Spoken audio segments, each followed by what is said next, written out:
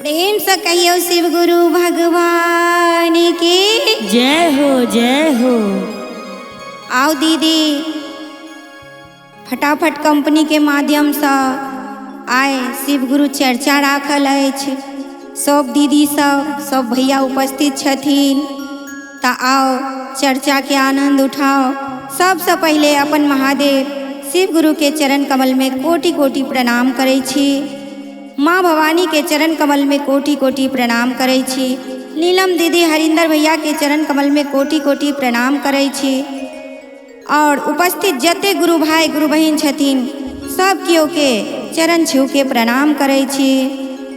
दीदी आओ सुनल जाओ बहुत सुंदर भजन के भाव। खुलई बंद किस्मत के ताला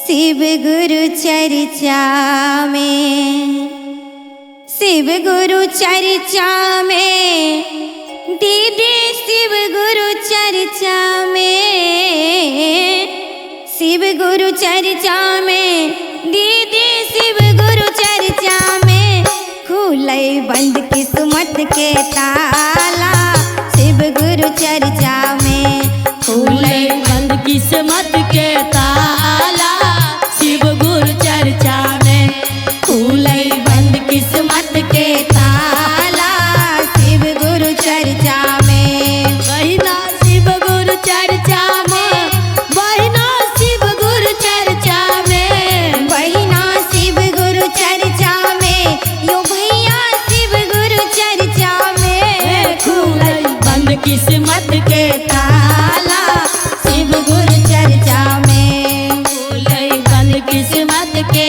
ताला शिव गुरु चर्चा में, खुलई बंद किस्मत के ताला शिव गुरु चर्चा में।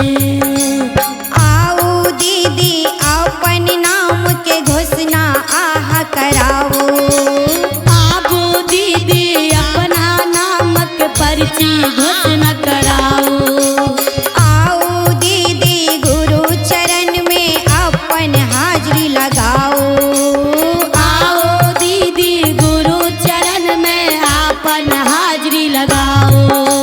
तीन नियम सा दीदी शिव के अपन गुरु बनाबू खुलई बंद किस्मत के ताला शिव गुरु चर्चा में, कि खुलई बंद किस्मत के ताला शिव गुरु चर्चा में, दीदी शिव गुरु चर्चा में, ये दीदी शिव गुरु चर्चा में, ये दीदी शिव गुरु चर्चा में, ये दीदी शिव गुरु चर्चा में, खुलई बंद किस्मत के ताला शिव गुरु चर्चा में, खुलई बंद किस्मत के ताला शिव गुरु चर्चा में, खुलई बंद किस्मत क्या बात, बहुत बढ़िया। ताला शिव गुरु चर्चा में। और काल के पहिया घुम घुम के सबके सिर मंडरे तई दीदी, काल के पहिया घुम घुम के सबके सिर मंडरे तई बहिना काल के पहिया घुम घुम के सबके सिर मंडरे तई, काल के पहिया घूम घूम का सबका सिर मन रेतई,